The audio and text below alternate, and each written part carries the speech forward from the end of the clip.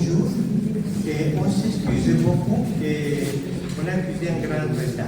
En fait, nos frères, ils vont arriver 10 minutes plus tard, déjà avec un grand retard. Donc, on vous dit merci. Merci à vous tous d'être aujourd'hui ici. Et aujourd'hui, on veut ici à Angers célébrer la journée de la fraternité humaine. Les jours de la fraternité humaine, c'est le 4 février. Et il nous semblait bien de pouvoir les faire ensemble ici à la cathédrale. Et la journée internationale de la fraternité humaine est une journée qui promeut les dialogues interreligieux et interculturels. Elle fut proclamée par l'Assemblée générale des Nations unies le 21 décembre 2020 par le biais de la résolution 75-200. Avec cette résolution qui fut d'abord proposée par l'Égypte et les Émirats arabes unis, les Nations unies ont invité tous les États membres et d'autres organisations internationales à commémorer chaque année la journée de la fraternité humaine le 4 février. La première célébration s'est faite à Abu Dhabi le 4 février 2021. Je voudrais vous dire qu'ici au Maroc, le diocèse de Tanger a célébré 4 journées. Et ça, c'est la 4e. Donc, la première, c'était prévu à Midiac, près de Tétouan, en présentiel en invitant Madame Latifa Iziaté. Elle a reçu le prix de la fraternité humaine et elle n'a pas pu arriver parce qu'il y avait un problème de Covid et c'était par conférence, vidéoconférence. C'était très bien. L'année suivante, la 2023, on a célébré dans l'église francophone de Tanger. Et il y avait elle-même, Madame Latifa Iziaté. Il y avait aussi André Gomet, un juif. Et il y avait le père Jesus Calero qui habite au Tchad. L'année passée, 2024, on l'a célébré au Ria Sultan. Quelques-uns parmi vous y étiez présents, ici à Tanger. Et c'était un théâtre très beau, c'était une poésie, l'amitié entre Pierre de Claverie et Mohamed, son chauffeur, qui ont été assassinés par un attentat à Oran, en Algérie. Cette année-ci, on a se trouvé ici, on a deux amis invités qui sont venus pour être avec nous. Ils vont être présentés par ailleurs. Je ne peux pas maintenant casser notre rencontre. Ce que je voudrais vous dire, c'est qu'on va commencer avec un petit moment de prière. Cette fois-ci, c'est une prière chrétienne. Et cette prière chrétienne, ce sont des chants qui veulent exprimer la fraternité en français. On va clôturer par des ensammas soufis qui vont nous aider aussi à clôturer dans la prière et dans la fraternité. Donc, je passe ce moment-ci à la chorale. Ils sont de l'église francophone, la paroisse de l'Assomption et Sainte-Jeanne d'Arc. Et ils ont accepté ces yeux qui chantent normalement dans nos Eucharisties et qu'aujourd'hui ils vont nous aider avec leur chant à prier. Merci beaucoup.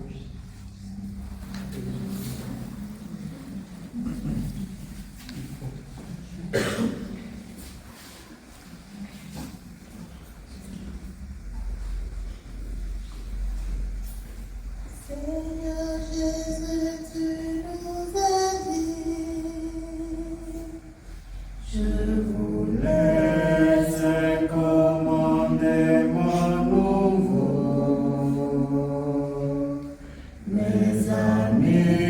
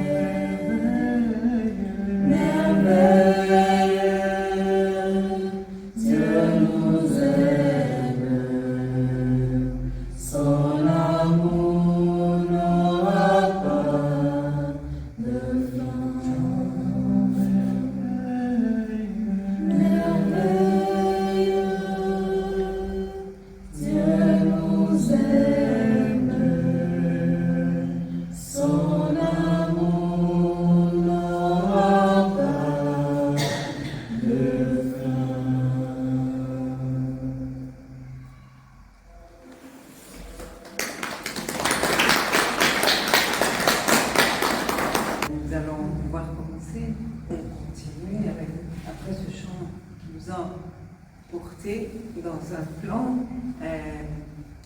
qui ouvre les cœurs. Et c'est le père Paulin qui va parler maintenant. Son nom c'est Paulin Bataïwa Kubaya, c'est un père zadérien, comme de la même communauté que Roland et François et Dieudonné, que plusieurs d'entre vous connaissent.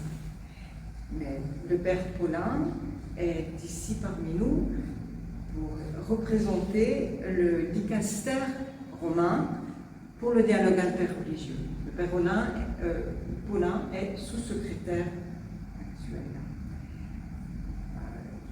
Il est né au Congo en 71 et il est prêtre depuis l'an 2000. Il est titulaire d'une maîtrise en art, en théologie de la Mary Hill School of Theology à Manila, aux Philippines. Et il a il a fait un doctorat en études religieuses à l'université catholique Fujian à Taïwan, la République de Chine.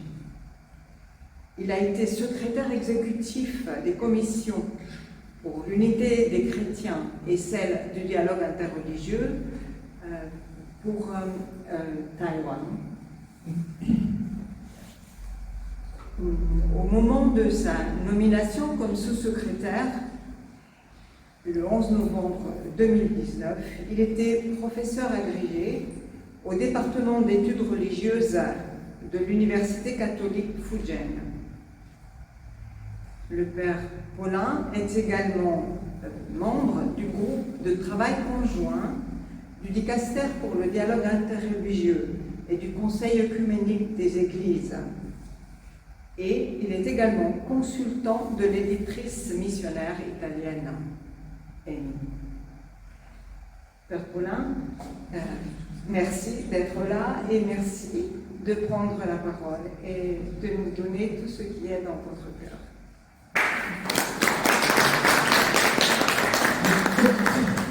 Merci beaucoup.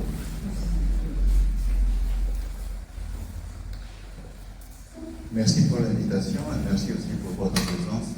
Et surtout, merci à la reine qui a accepté de partager avec moi dans ce temps. Je pense que j'apprendrai beaucoup de la fraternité, surtout de la perspective islamique.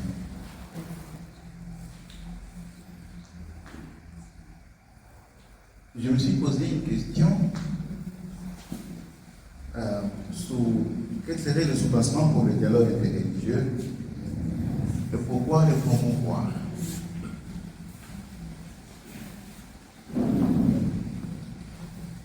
Alors, le dialogue interreligieux ne peut s'envisager que là où la diversité religieuse est acceptée comme un fait.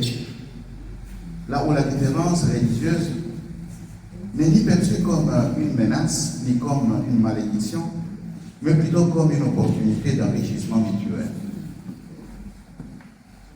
La liberté religieuse, ce droit fondamental de chaque personne à choisir, à pratiquer, à exprimer et vivre sa foi ou ses convictions, seul ou en communauté, sans contrainte ni discrimination, y compris aussi le droit de ne pas avoir de religion ou de changer de croyance, constitue un préalable essentiel au dialogue interreligieux. Là, je suis en train d'interpréter des documents de notre Église. Il y a un document qui s'appelle Dignitatis Humanae, dignité humaine. Et il y a aussi un document que notre dicaster considère le numéro 5 de Nostra Aetate, notre temps. On revient sur cet entendement de la liberté religieuse.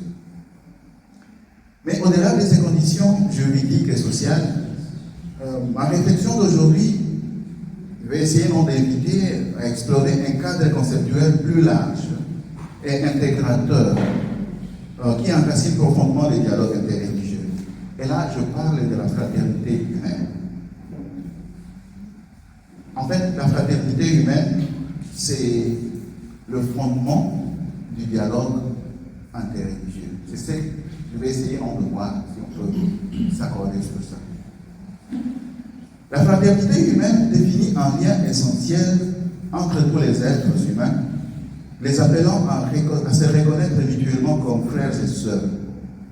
Elle repose sur l'idée que, malgré leurs différences, les hommes et les femmes partagent une origine commune et sont appelés à un destin commun. Ce discours consiste sur l'héritage partagé et ce qui unit plutôt que ce qui divise. Dans l'histoire de l'humanité, aucun discours n'est plus rassembleur que celui fondé sur la fraternité. Nul ne devrait se sentir exclu de lors que nous reconnaissons, que tous reconnaissent leur appartenance à une même famille humaine. Pourtant, nous sommes quotidiennement témoins d'exclusion, de division, de rejet de l'autre. Nous sommes confrontés à des difficultés qui nous amènent à des difficultés de dialoguer.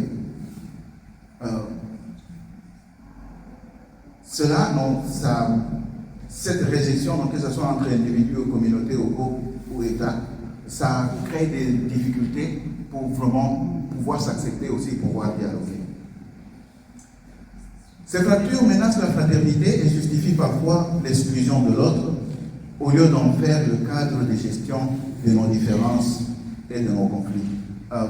Le grand problème, c'est que quand on exclut la fraternité, on voit la différence comme un danger. On a peur de l'autre parce que l'autre est différent. Dans notre expérience, c'est que lorsque la fraternité est utilisée à des fins particulières et partisanes, elle devient une fraternité privatisée, réduite à un cercle restreint. Elle est tribalisée. Quand je parle de la fraternité tribalisée, ça signifie on refuse l'autre parce qu'il n'est pas de notre culture, parce que nous n'avons pas les mêmes valeurs, parce que nous n'avons pas la même religion. C'est que tout ce que nous avons des différents devient un motif de combattre l'autre. En fait, on refuse de reconnaître l'autre comme un semblable différent. Bon, ce terme, je pense, il est intéressant. On est semblable différent. On est ni totalement identique, ni radicalement étranger. C'est que accepter l'autre, qu'il est semblable, mais qu'il est différent. Quand on refuse ça, alors ça crée donc des difficultés. J'avais vécu aux Philippines, et dans la langue tagalog, la langue de Philippines, il y a un mot qui s'appelle kapatid. Kapatid, ça signifie frère, sœur. Ça signifie moitié. Ça signifie littéralement, quand un Philippin appelle l'autre, il appelle ma moitié. Kapatid, atid. Et ceci exprime profondément une vérité anthropologique. L'être humain n'atteint sa plénitude qu'à travers la rencontre avec l'autre. Il est structuré pour la relation, pour le dialogue, pour la découverte de lui-même à travers son interaction avec l'autre. Parce que si nous nous imaginons que nous sommes tous de moitié, en fait, on ne peut rien faire. On a besoin de l'autre moitié qui nous complète. C'est que nous sommes structurés, en fait, pour cette ouverture.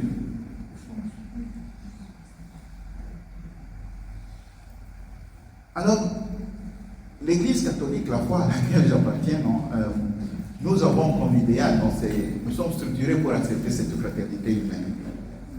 Parce que dans la tradition catholique, toute réflexion qui parle de la fraternité peut avoir trois sources différentes. C'est que nous, quand nous rentrons dans nos écritures saintes, dans la Bible, ou dans la réflexion théologique, ou dans le magistère, ça signifie l'enseignement des papes, des évêques, on trouvera des choses qui nous parlent de la fraternité. Alors, comme médiation biblique, nous avons l'idée que Dieu est créateur de tous. Il est Père de tous. Et là alors vient la question, si nous appelons Dieu Père,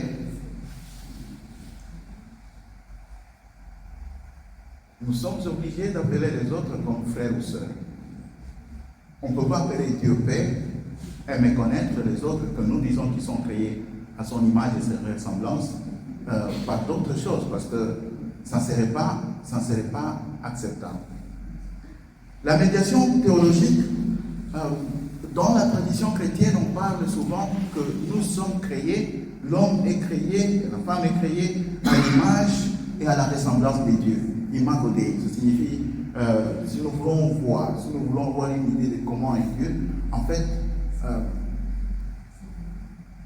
étant fils, étant créé à l'image et à la ressemblance de Dieu, nous sommes la voie, la personne humaine est la voie par laquelle nous allons vers Dieu.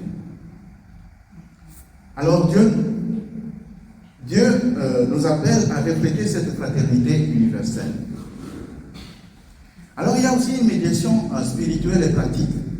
Donc le dialogue interreligieux devient les lieux où la fraternité s'incarne, où elle se vérifie dans l'expérience concrète où les personnes, nous tous comme créatures, nous nous reconnaissons comme des frères et des sœurs. Alors, je parlais donc du tribalisme. Le vrai tribalisme, c'est une maladie qui est inhérente à l'humanité. C'est que nous disons que nous sommes nés avec ça. Ça nous pousse à rechercher notre épanouissement par l'exclusion de l'autre, l'exploitation et la négation de sa dignité. La fraternité authentique, par contre, ouvre un chemin de réconciliation, de dialogue et de cohésion pacifique. Le dialogue interreligieux ne se construit pas seulement sur des bases juridiques ou politiques, mais il trouve ses fondements dans ces trois sources, ces trois médiations dont je venais de parler, biblique, théologique, magistère. C'est aussi pour cette raison que l'Église catholique promeut le document sur la fraternité humaine pour la paix mondiale et la coexistence commune, également connu sous le nom de la Déclaration d'Abu Dhabi, signée, comme vous le savez, le 4 février en 2019. Ce document a donné naissance à la Journée internationale de la fraternité humaine, qui est le cadre de notre journée d'aujourd'hui. Alors, j'espère que vous allez me permettre donc, que je puisse dire quelque chose. Pourquoi, comme catholique, en lisant ce document, je pourrais m'y retrouver, je n'y trouverai pas des choses qui vont à l'encontre à notre voie, et que ça nous sont propulsés à pouvoir le promouvoir. Alors je dis que l'Église soutient pleinement cette déclaration car, bien que non confessionnel, son contenu va de pair avec l'enseignement de la foi chrétienne qui aspire à l'unité finale de l'humanité en Dieu. Le document sur la fraternité humaine s'accorde avec plusieurs autres fondements catholiques en parfaite continuité avec la tradition de l'Église et son enseignement, en particulier ceux issus du Concile Vatican II et du magistère de papes récents. Alors, pour dire dans quelques piliers de ce document, quelques piliers théologiques et doctrinaux qu'un catholique trouve dans ces documents, il y a par exemple la question de la dignité universelle de la personne humaine. Le document de la fraternité humaine en parle. Et l'Église catholique, donc l'idée que chaque être humain est créé à l'image et la ressemblance de Dieu, Imago Dei, comme on en parlait. Cette idée, nous la trouvons dans le premier livre de la Bible, de la Genèse. Nous le trouvons répété en plusieurs endroits. Cette idée qui est centrale dans la théologie catholique, nous le trouvons aussi dans ce document. Cette dignité inhérente implique que tous les êtres humains, quelle que soit leur religion, leur culture ou leur origine, ont une valeur égale et doivent être traités avec respect. Il y a un document de l'Église catholique du Vatican II, 1965, qui a cette affirmation: tout ce qui existe sur la terre doit être ordonné à l'homme comme à son centre et à son sommet. Et le document sur la fraternité humaine exprime clairement ce fondement en affirmant que toutes les personnes sont appelées à vivre en fraternité, dépassant les divisions. Le document parle aussi de la vocation universelle à la fraternité. La fraternité humaine découle directement de la fraternité universelle de Dieu, une vérité fondamentale pour tous les chrétiens. Dans ce contexte, les catholiques croient que toutes les personnes, en tant qu'enfants de Dieu, sont appelées à vivre ensemble dans une communion pacifique et respectueuse. Un document Gaudium Spes dit « Dieu a voulu que tous les hommes forment une seule famille ». Ce document, c'est 1967, c'est le fait qui se rencontrent en concile et qui l'ont dit. Et la dernière encyclique du pape, l'avant-dernière encyclique du pape François, Fratelli Tutti, a une citation où dit « Nous sommes tous frères et sœurs liés par l'amour que Dieu a pour nous ». Alors les documents s'inscrivent dans cette perspective en promouvant une fraternité qui transcende les différences religieuses et ethniques. Il y a aussi le rôle des religions comme instrument, comme pont de la paix. L'Église catholique reconnaît que les religions, bien qu'ayant des différences doctrinales, contiennent des sémences de vérité et de bien. C'est le document Nostra Aetate de 1965 qui le disait. L'Église catholique ne rejette rien de ce qui est vrai et saint dans ses religions. Et il continue. Un dialogue authentique permet à chacun de rester fidèle à sa propre identité, tout en s'ouvrant à celle de l'autre. Alors, on trouve toutes ces valeurs non affirmées dans ces documents. Une autre valeur qui est affirmée, la condamnation de la violence au nom de Dieu. Ici, l'Église catholique enseigne que toute forme de violence, y compris celle prétendument justifiée par la religion, est contraire à la volonté de Dieu.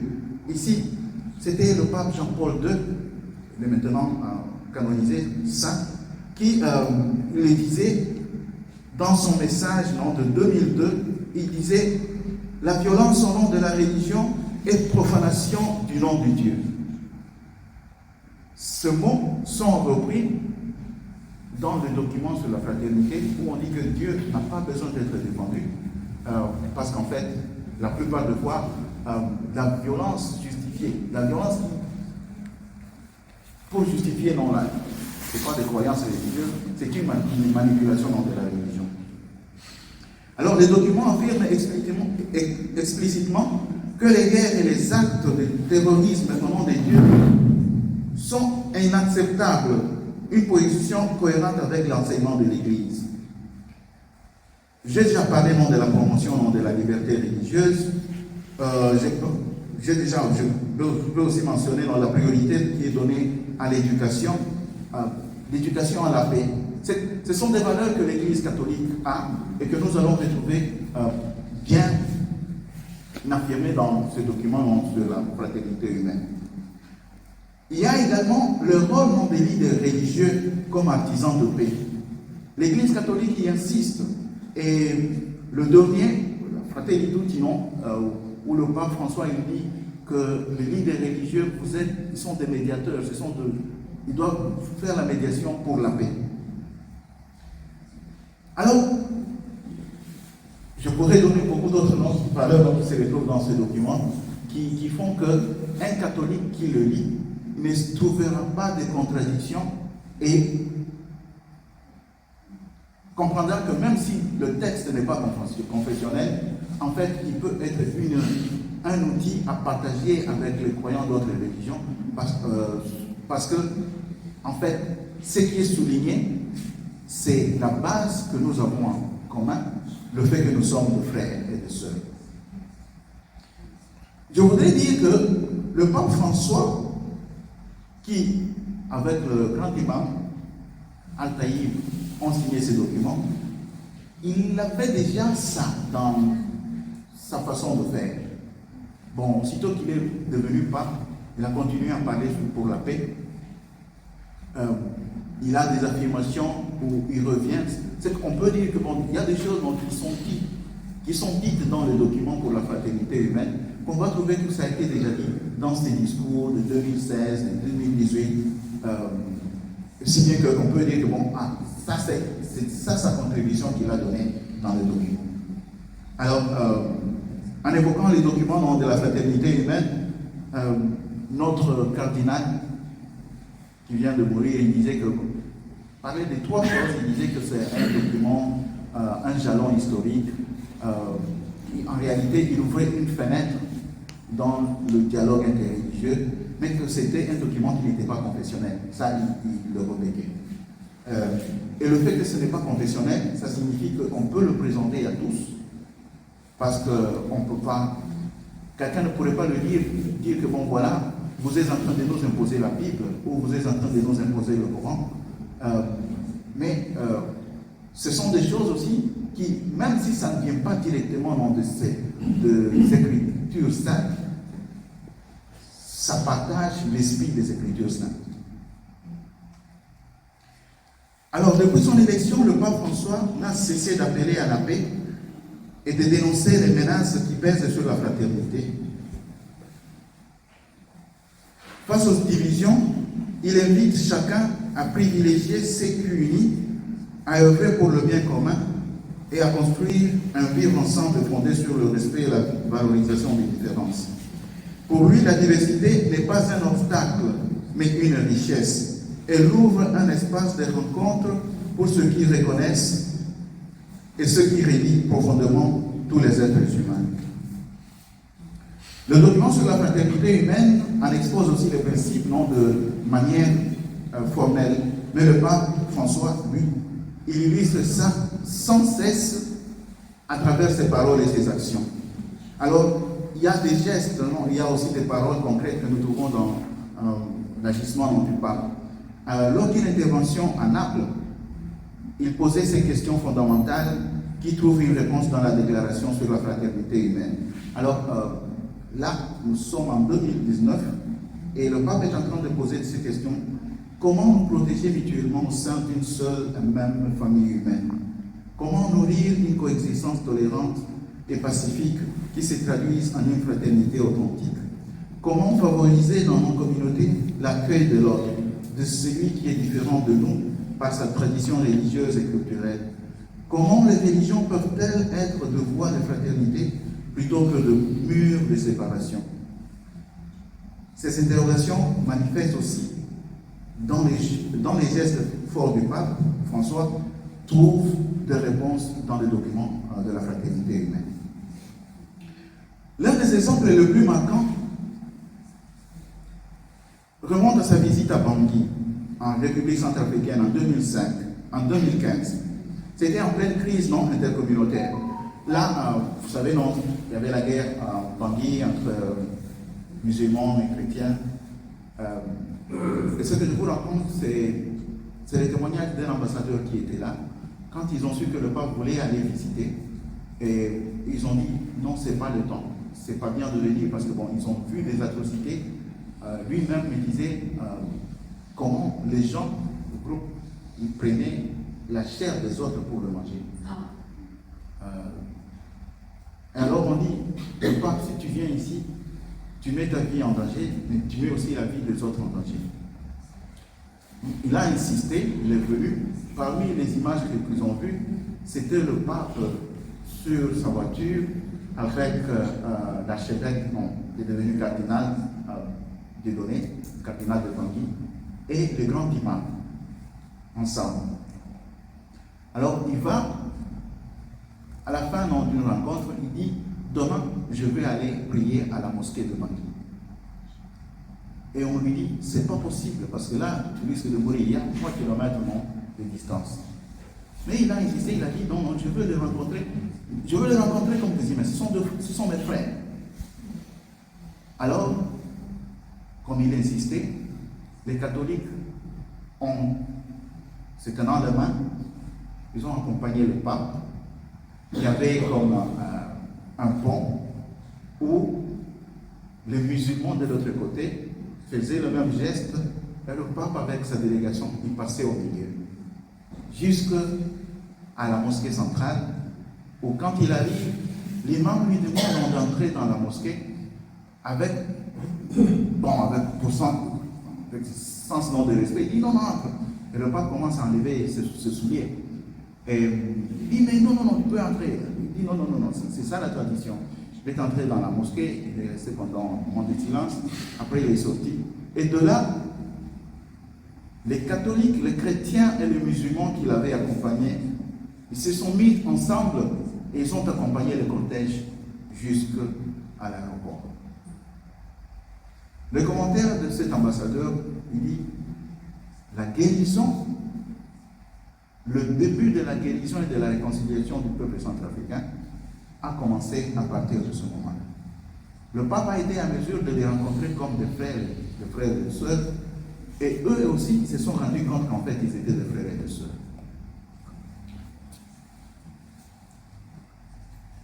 Alors, ce sont là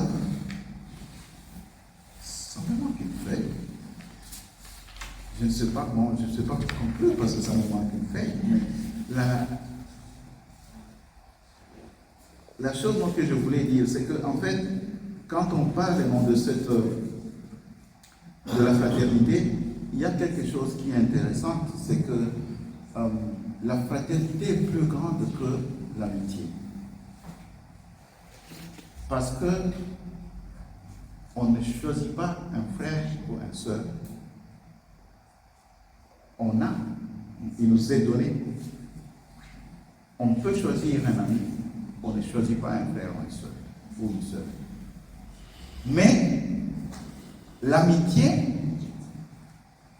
peut aider les frères et les sœurs à vivre ensemble et à savourer leur fraternité. C'est pour cela que, au-dessus de la fraternité, il faudrait mettre l'amitié. C'est que s'il y a une fraternité, parce que ici nous sommes en train de parler d'une fraternité qui est universelle, s'il n'y a pas d'amitié, ça sera impossible qu'on puisse penser qu'un noir, un blanc, qu'un européen, un chinois, qui sont des frères, ça sera difficile. Là où l'amitié, quand l'amitié y entre, alors ils peuvent se reconnaître de plus en plus qu'ils sont des frères et des sœurs. Bon, je vais m'arrêter là pour le moment.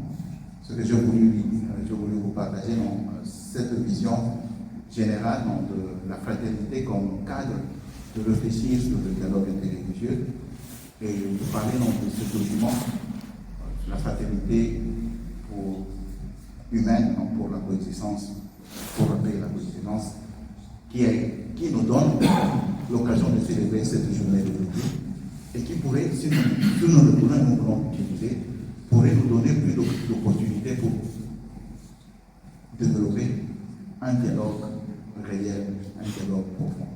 Merci.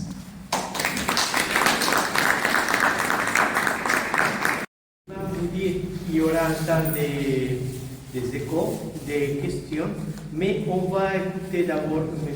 Ahmed avant de revenir sur le 2 pour des questions. Monsieur Ahmed Boyaden, vous direz sûrement beaucoup mieux que moi votre nom, excusez-moi. Vous êtes chercheur franco-algérien en histoire, vous êtes auteur et docteur en études méditerranéennes et orientales de l'Université de Strasbourg. Vous vivez et vous travaillez à Tanger. Vous avez axé vos recherches sur la vie et l'œuvre de l'émir Abdelkader, sur lequel vous avez écrit plusieurs livres et articles. Vous vous intéressez de façon particulière au dialogue des cultures et des traditions spirituelles depuis plus de 20 ans. Vous avez été le président de l'association Convivence, basée en Savoie, en France, et vous faites partie de la communion de Tibérine, basée à Marseille. Cette association ou cette communion a pour objectif le dialogue des cœurs dans le cadre de la rencontre islamo-chrétienne. Monsieur Ahmed, à vous la parole et nous aurons de la même manière nos cœurs pour vous accueillir avec confiance.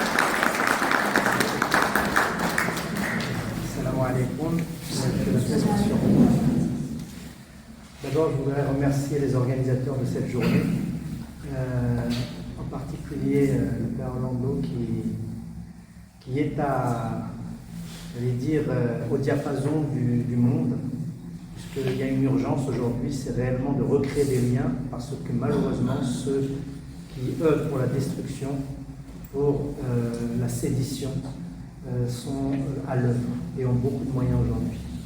Nous sommes pauvres en moyens, mais je crois qu'on est au service de la vérité. Alors, cette journée internationale de la fraternité humaine a été précédée 3 ans avant par une autre journée, la journée internationale du vivre ensemble en paix, qui a été aussi décrétée par l'ONU le 8 décembre 2017 à l'unanimité des pays membres de l'ONU. Et cette journée internationale du vivre ensemble en paix évidemment fait écho à tout ce qui a été dit depuis tout à l'heure et de tous les textes, et notamment de cette journée internationale de la fraternité. J'y reviendrai plus tard. Alors ces journées sont chargées de symboles, sont des occasions qui nous sont données pour revenir vers l'essentiel de notre humanité. Parce que dans ce monde complexe aujourd'hui, on a tendance à être diverti. Souvent on dit qu'à la diversion, face à la diversion, il y a la conversion. Nous sommes divertis. Revenir vers la fraternité, c'est en quelque sorte se convertir à la fonction même de l'homme sur cette terre. Alors, pardon de rentrer dans l'intimité, mais le père Orlando est d'origine mexicaine, si je ne me trompe pas. Et le père Paulin est originaire du Congo. Et ces deux pays en ce moment sont bousculés, particulièrement le Congo, on en a parlé tout à l'heure avec le père Paulin, pour en réalité des raisons de ressources minières et qui font depuis maintenant des années des dizaines de milliers de victimes. Le père Orlando est mexicain, comme vous le savez. Les Mexicains ont à la fois la chance et le malheur d'avoir le pays le plus puissant à la frontière nord, et on sait les menaces et les lendemains incertains pour ce pays. Pourquoi je dis ça? Parce qu'on ne réalise jamais aussi fortement la valeur de la vie que lorsqu'on a frôlé la mort, ou lorsqu'un proche a frôlé la mort. De la même manière, on ne connaît jamais autant la valeur de la santé que lorsque nous sommes touchés par la maladie. Et actuellement, nous sommes touchés par la mort et par la maladie, et par différents autres types de maux. Parce qu'en réalité, ces malheurs-là, les malheurs des Congolais, mais aussi des Éthiopiens et de manière générale de la corne est de l'Afrique, des Soudanais, des Gazaouis, des Palestiniens et d'autres peuples que je ne peux pas nommer, c'est une blessure de l'humanité. Ils ne sont pas autres, ils sont aussi nous. L'époque est amère. Elle est traversée de nombreuses crises écologiques, géopolitiques, sanitaires, une crise des mœurs aussi. Et il faut bien le dire, nous assistons à une crise qui touche violemment notre humanité commune. J'aimerais ici rappeler un événement qui a eu lieu et auquel j'ai eu la chance d'assister physiquement. En 2009 a eu lieu à Mostaganem, en Algérie, la célébration du centenaire de la création de la voie soufie alaouia, dont il y a ici plusieurs membres. Cet événement a rassemblé plus de 6000 participants venus du monde entier et de tous les continents. À cette occasion, le cheikh actuel de la Tariqa alaouia, le cheikh Khaled Ben Tounes, qui est également l'initiateur de la Journée internationale du vivre ensemble en paix, qui a été donc décrétée en 2017, avait publié un essai, je vais vous juste vous montrer la couverture, dans lequel il résumait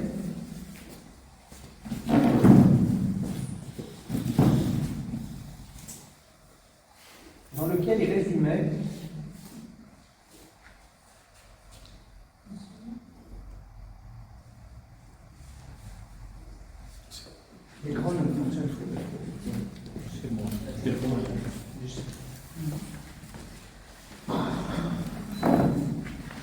Dans lequel il résumait toute sa vie, qui est une sorte de biographie, mais une biographie de sa vie et de la confrérie alaouia, dans lequel il résumait toute sa vie et sa mission à la tête de la tariqa alaouia au service des principes de paix et de fraternité.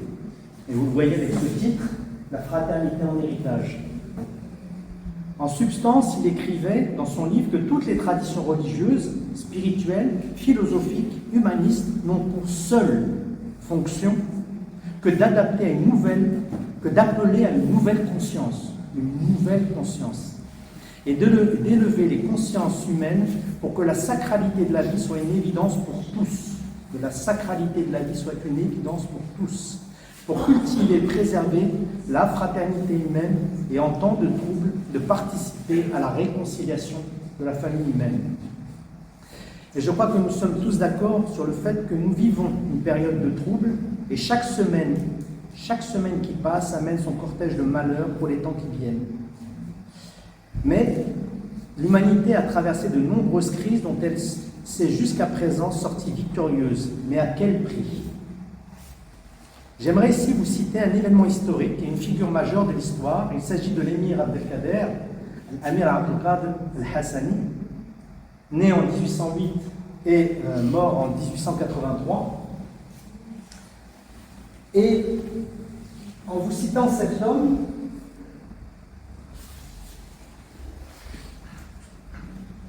que vous voyez ici à Paris, une photo prise à Paris en 1865, et qui, comme vous savez, a été peut-être certains d'entre vous, une des figures emblématiques de la résistance à la conquête de son pays par la France pendant plus de 15 ans, et qui va notamment se distinguer dans les années 1840 par le fait qu'il a écrit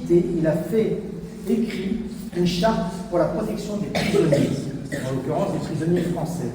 Et il a été un précurseur, 20 ans avant la Convention de Genève, de la fameuse œuvre, la future Croix-Rouge internationale de Henri Dunant. Il est aussi rentré dans l'histoire suite aux événements de l'été 1860, car en 1860, il y a eu une émeute, qu'on a dit plus tard, anti-chrétienne à Damas, qui fera plusieurs milliers de morts, et il va intervenir pour sauver les chrétiens de Damas. Ici, on voit quelques icônes qui montrent Abdelkader organise la défense et les secours aux chrétiens, qui sont donc édités dans les années 1860, et qui montrent bien que ça a été à cette époque-là une figure, comme certains l'appelleront, du bon samaritain. Et on le voit bien ici, l'émir Abdelkader sauvant des chrétiens de certains émeutiers musulmans, ou encore dans ce tableau du peintre orientaliste belge Huysmans, qui est paru en 1861, qui a été peint en 1861, où on voit Abdelkader au centre, qui se fait baiser la main par un évêque. Je vous laisse imaginer la force du moment, puisqu'il aura sauvé plusieurs milliers de chrétiens. Pour rajouter à ce moment fort qui a été l'intervention de l'émir, qui était considéré comme un sharif, qui était un descendant du prophète, et quand on lui posait la question pourquoi il avait agi ainsi en risquant sa vie et en combattant les siens pour sauver les chrétiens, il a dit: je n'ai agi que selon la sharia al-Muhammadiyya, en respect du modèle, de la voie et de l'éthique du prophète Mohammed.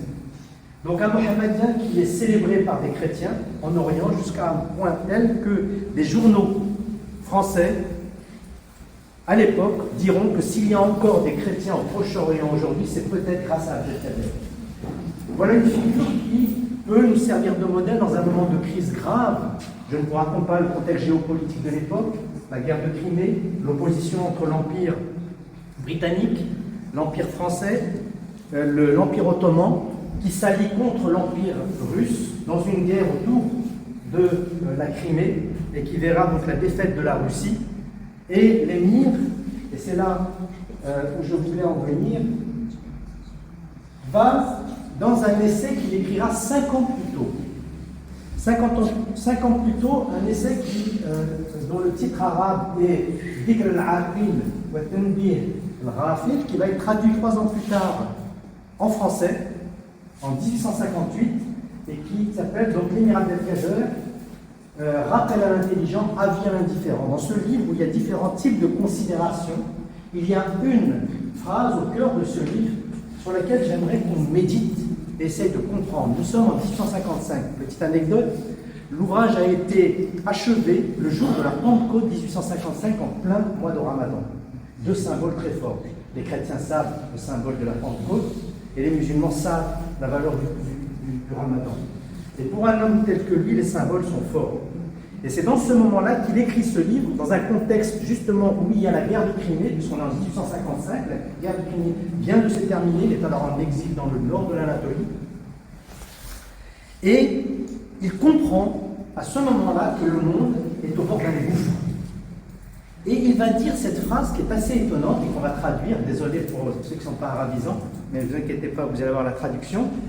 Là où asra ilayya al-muslimun wal-nasara لرفعت الخلاف بينهم ولصاروا إخوانا ظاهرا وباطنا. Si les chrétiens, les musulmans et les chrétiens avaient voulu m'écouter, avaient voulu m'entendre, j'aurais levé leurs différends. Et j'en aurais fait des frères à l'extérieur et à l'intérieur. Et j'en aurais fait des frères à l'extérieur et à l'intérieur.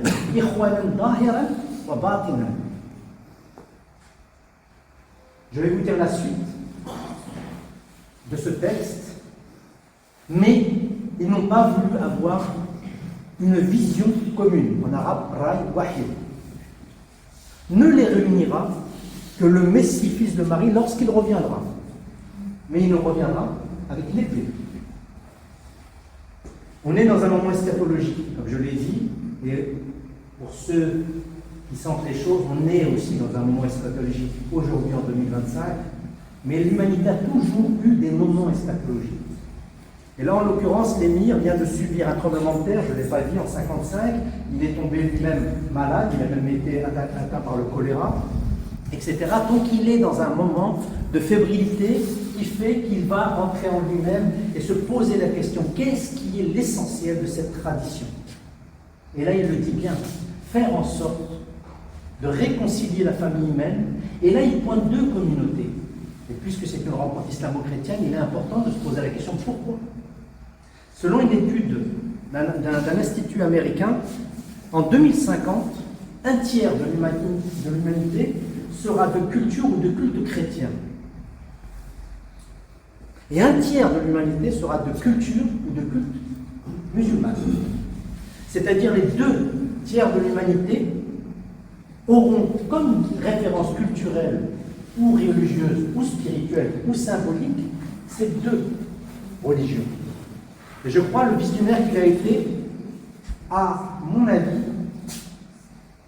compris que s'il n'y avait pas, que cette réconciliation de la famille humaine commençait d'abord par ceux qui se disent les disciples du Christ et par ceux qui se disent les disciples de Mohammed. Je l'ai dit tout à l'heure, l'émir a sauvé des chrétiens uniquement par respect de la charia muhammadiyya. Il n'a pas dit islamiyya, il a dit muhammadiyya, c'est-à-dire un homme qui a incarné les principes musulmans. Et le Coran dit du prophète sallallahu alayhi wa sallam, Inna arsalnaka ila rahmatan lil alamin. Et nous t'avons envoyé qu'exclusivement comme une miséricorde pour les mondes. Les musulmans, tout acte de leur journée commence par Bismillah ar-Rahman ar-Rahim, au nom de Dieu, le très miséricordieux, tout miséricordieux. Donc la miséricorde est au cœur de l'islam. Vous retirez la miséricorde, l'islam s'effondre. De la même manière, au cœur du christianisme, du message christique, il y a l'amour. Vous retirez l'amour, qu'est-ce qui reste? Une coquille vide, un corps sans âme. Donc si les chrétiens aujourd'hui réalisent, reviennent vers le cœur de leur tradition, l'amour, et si les musulmans reviennent vers le cœur de leur tradition, qui est la miséricorde ar-Rahma, mais la Rahma vivante, palpable, quotidienne, qui passe par la parole, par la pensée, par les actes, la fraternité humaine devient alors possible. Je vous remercie.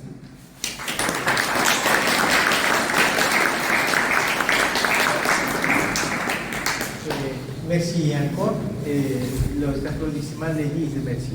Alors, c'est le temps à vous. C'est un écho de ce que nous venons de faire. Sidi Hassan, pas s'inquiéter. Por favor. Alors, j'ai dit des choses, comme ça on réchauffe un peu l'envie de dire. Le père Paulin, il est, je ne sais pas comment ça se dit en français, chinophone. Lui, il a enseigné à l'université en chinois, à Taïwan. Et aujourd'hui, bon, il parle avec simplicité, il se présente très simple. On voit bien que Ahmed, Sidi Ahmed, il est arabophone, il est francophone très bien, et ils nous ont parlé de la fraternité. Ils ont parlé un tout petit peu d'une tradition qu'on vit, mais de quelque chose qui nous unit, c'est la fraternité. Donc, à vous la parole, qui voudrait soit réagir, dire quelque chose qui est dans votre cœur, soit poser une question à l'un de deux.